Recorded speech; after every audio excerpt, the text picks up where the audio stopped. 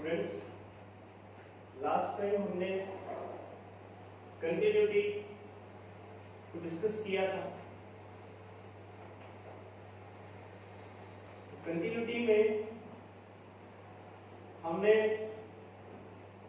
देखा था कि फंक्शन कॉन्टिन्यूअस तब होता है जब किसी पॉइंट पे लेफ्ट हैंड लिमिट बराबर हो right hand limit and that should be equal to f of a at that point.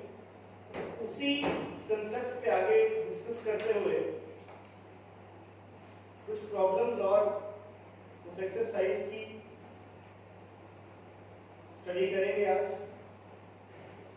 तो जैसे आपके पास एक प्रॉब्लम दी गई है, एक फंक्शन दिया गया है वहां पे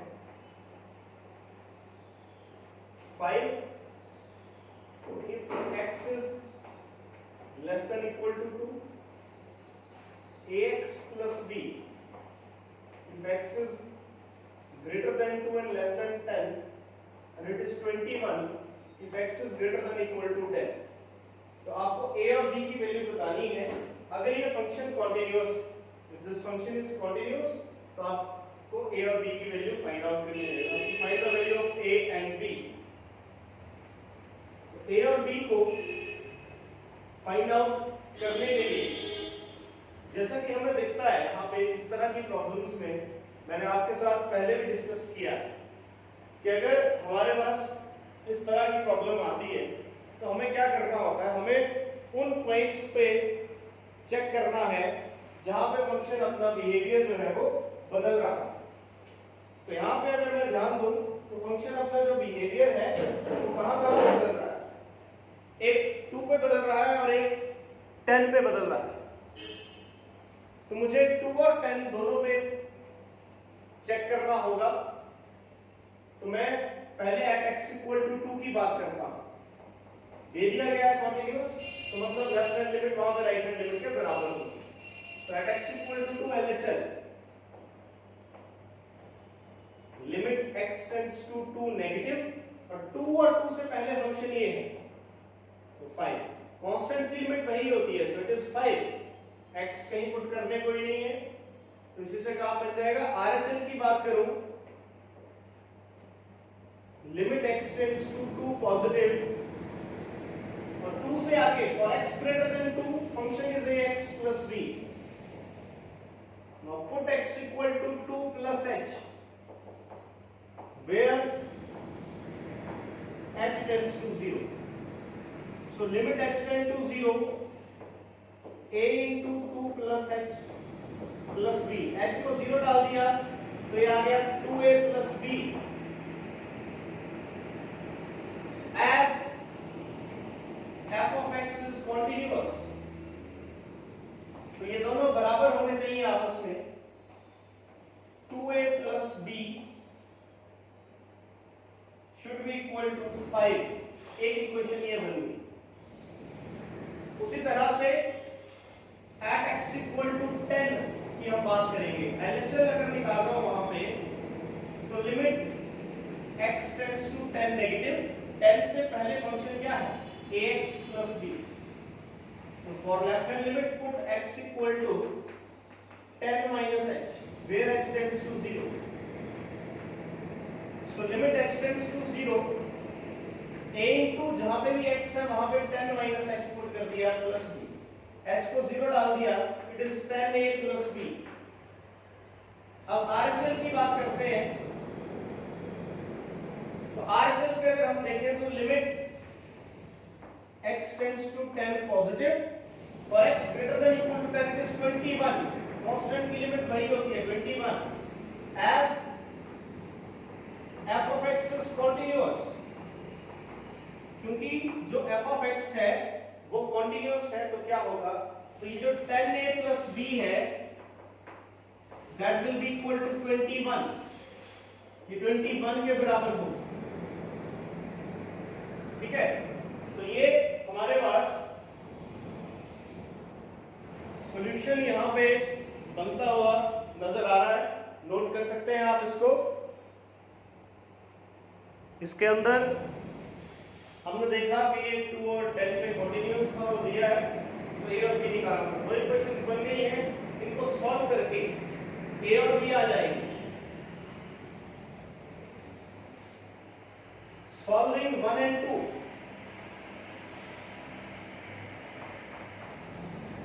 इनको सॉल्व करते हैं 1 और 2 को। बी की वैल्यू सपोज करिए यहां से उठा के दूसरे में डाल दी। b की वैल्यू 1 से कितनी आई, यहां से b हो गया 5 - 2a। ये b की वैल्यू उठा के यहां डाल दी सॉल्व करने को। 10a + 5 - 2a = 21। तो ये रहेगा आपके पास 8a = 21 - 5। 8a = 16, a comes out to be 2। a आ गया तो b भी आप निकाल सकते हैं। b किसके बराबर था, 5 - 2a के बराबर था वहां से। so 5 - 2 × 2 is 5 - 4 which is equal to 1। ऐसे हमने a और b की वैल्यू को फाइंड आउट कर लिया है। इस क्वेश्चन में हमें बोला गया था कि आपको a और b निकालने हैं अगर ये फंक्शन कॉन्टिन्यूअस। तो हमने a और b दोनों फाइंड आउट कर लिए हैं। किस तरीके से हमने देखा, we have learned earlier that we have to check the continuity at breaking point। By breaking point we mean the point at which function is changing its behavior। This function was changing its behavior at x = 2 and at x = 10। For x less than equal to 2 it was 5, for x greater than 2 and less than 10 it was ax + b, for x greater than equal to 10 it was 21। So at these 2 points we have checked the continuity and we have put LHS equal to RHS because he has given us in the problem that the function is continuous at these 2 indicated points। So that's why we have studied earlier that points at which function is changing its behavior, they are very, very important for continuity। Those points are to be verified for continuity each and every time such type of problem will appear in your examination। So moving further, let's see one more problem of this topic।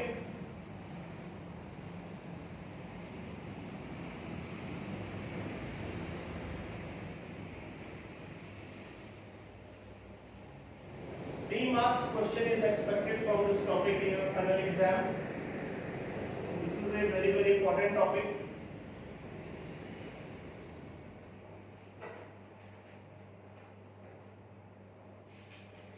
Let us take one more problem। Problem is, this question has appeared in HP Board 2018 exam। F of x is sin x upon x for x less than 0 and it is x for x greater than equal to 0। This has appeared in HP Board 2018 exam। You have to check the continuity। Same concept, at which point we have to check? We have to check at x = 0। Why? Because at x = 0 this function is changing its behavior। So now let us check for LHS। Limit x tends to 0 negative, 0 से पहले function ये है, for x less than 0 function is sin x upon x। Okay, now put x = 0 minus h where h tends to 0। So limit h tends to 0, sin of 0 minus h means minus h upon minus h। It becomes limit h tends to 0, sin of minus theta minus sin theta, minus sin बाहर आने वाला है, minus sin h upon minus h। ये चला गया। Limit h tends to 0 sin h upon h standard formula है। अगर याद करें तो मैंने आपको पढ़ाया था limit x tends to 0 sin x upon x की वैल्यू होती है 1, तो it's value is 1। Now r 0 positive, 0 से right hand side function is x. Now put x equals to 0 plus h, where h tends to 0. So limit h tends to 0 of x, because we have put x as h, limit h tends to 0 h, it is 0. तो यहां पर जैसा कि आप देख सकते हैं कि हमारे पास it is coming out to be 0. So in this case it is what? Discontinuous. But in your NCERT problem is x plus 1. That question was asked in FP2. So now the situation will change. If it was x here, it was discontinuous. But now if it is x plus 1, then what will happen? Then the solution will change. If it is x plus 1, तो ये क्या बन गया? बन गया x plus 1. Limit x tend to 0. It is 0 plus 1. That means 1. तो ये 1 बन जाएगा. तो अगर यहाँ सिर्फ x होता तो कंटिन्यूस नहीं था. x plus 1 है NCERT में, तो हम उसको देखते हैं. x plus 1 है, so limit x tend to 0, x plus 1 हो जाएगा. 0 plus 1 1. अब ये दोनों बराबर आ गए. Now f of 0, f of a भी चेक करना होता है लिमिट के बाद. तो f of 0 इक्वल टू का साइन यहाँ लगा है, इसमें x को 0 डाल. 0 plus 1 is equal to 1. तीनों इक्वल आए. जो लेफ्ट हैंड लिमिट आई वही राइट हैंड लिमिट आई और वही आपका f of a आया. तो आप बोलेंगे as LHL is equal to RHL is equal to f of 0. So fx has no point of discontinuity. इसका discontinuity का कोई भी पॉइंट नहीं है. ये आपको ध्यान में रखना. इसका कोई भी discontinuity का पॉइंट नहीं. तो यहाँ पे इस प्रॉब्लम में भी वही कंसेप्ट यूज किया है. वेरिएशन भी मैंने आपको बता दी कैसे कैसे वेरिएशन इसके अंदर की जा सकती है. उसी तरह से आगे देखते हैं और प्रॉब्लम्स की स्टडी करते हैं. अभी जैसे ये प्रॉब्लम है, ये भी फाइनल में आ चुकी है, जो नेक्स्ट में डिस्कस कर रहा हूं.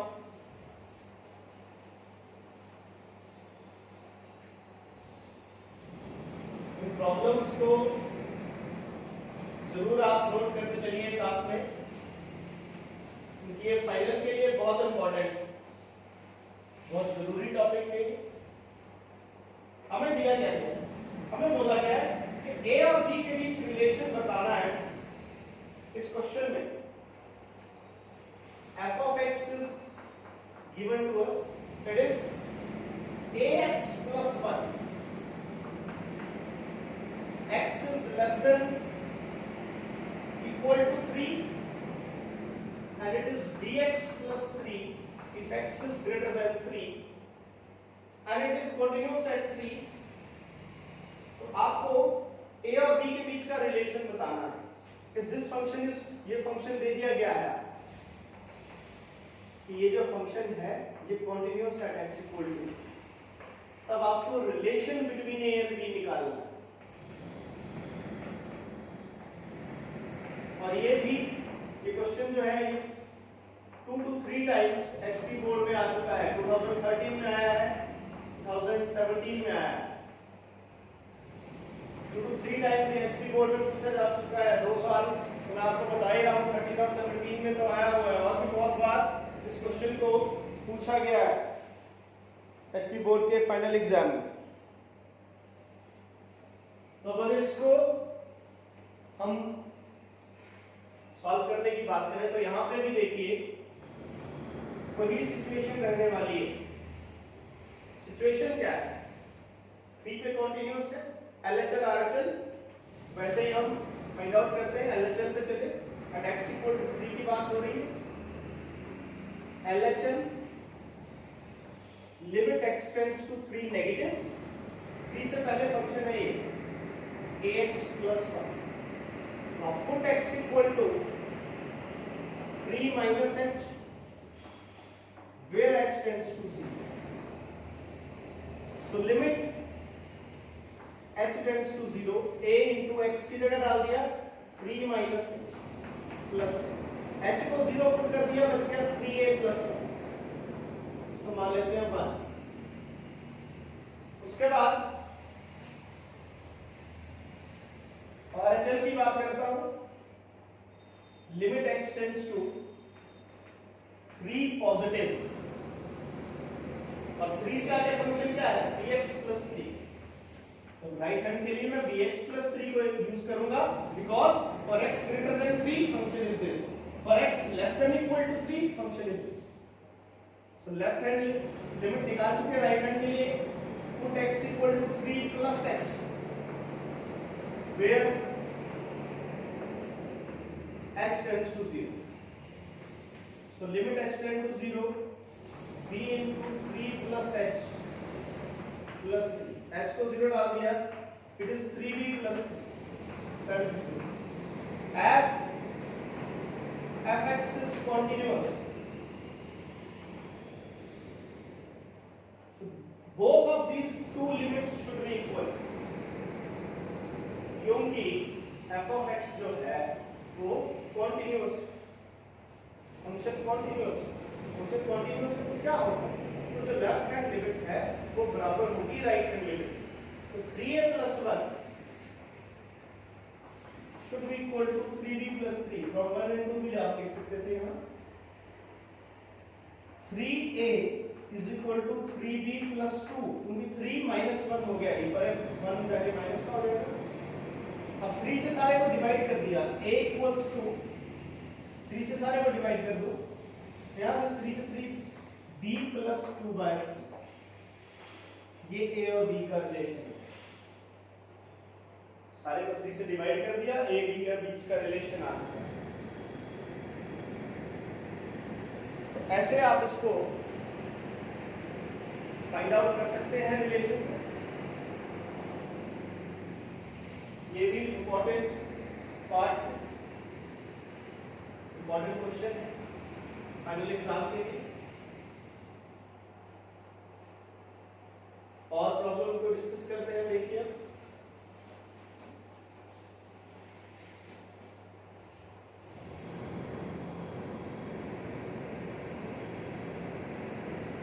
ऐसी मैंने 2 प्रॉब्लम्स पहले डिस्कस की थी, k की वैल्यू वाली। हमारे पास प्रॉब्लम है k निकालना है अगर ये फंक्शन कॉन्टिन्यूअस, फंक्शन दिया गया है kx plus 1 if x is less than equal to pi and it is cos x for x greater than 1। तो आपको यहाँ पे क्या करना है, आपको k निकालना है अगर ये फंक्शन x इक्वल टू पाई के ऊपर कॉन्टिन्यूअस है तब। ये दे दिया गया है कि x इक्वल टू पाई पे कॉन्टिन्यूअस है, तो भाई LHL RHL को इक्वेट करके यहाँ पे भी k निकल सकता है। LHL निकाला at x equal to pi, so limit x tends to pi negative, pi से पहले फंक्शन क्या है kx plus 1। now put x equal to pi minus h where h tends to 0, so limit h tends to 0, k into pi minus h plus 1, h को 0 डाल दिया, ये बन गया k pi plus 1। इसी तरह से राइट हैंड लिमिट निकालते हैं,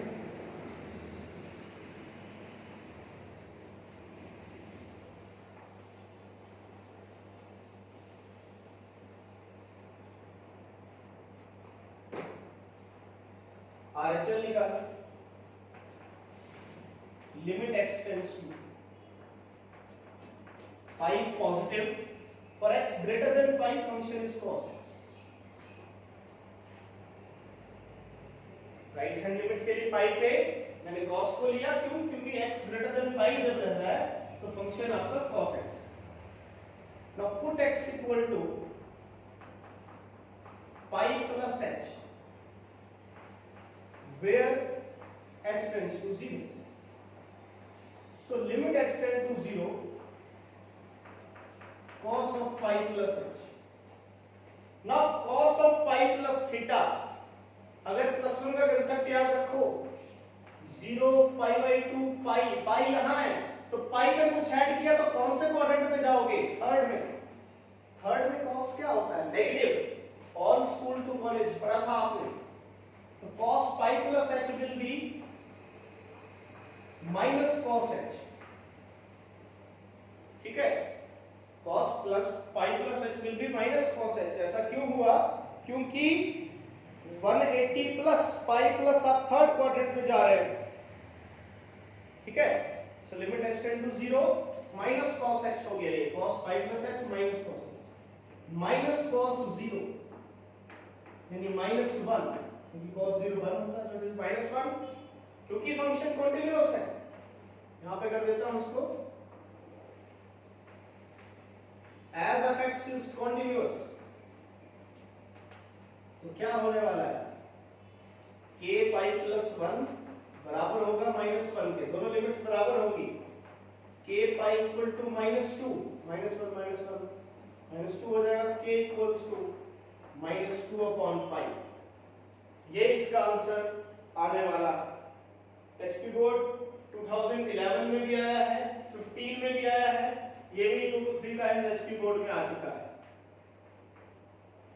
तो आज मैंने आपसे वो प्रॉब्लम्स डिस्कस की हैं यहां से जो बार बार एग्जाम में पूछी जाती रही, कॉन्टिन्यूटी के topics.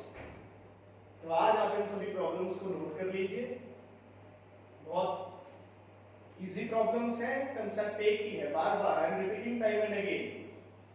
But in continuity you have to check at the point where the function is changing its behavior, at the breaking point. In this case, breaking point was x equal to pi, because at pi it was changing its behavior. For x less than equal to y, pi it was kx plus 1.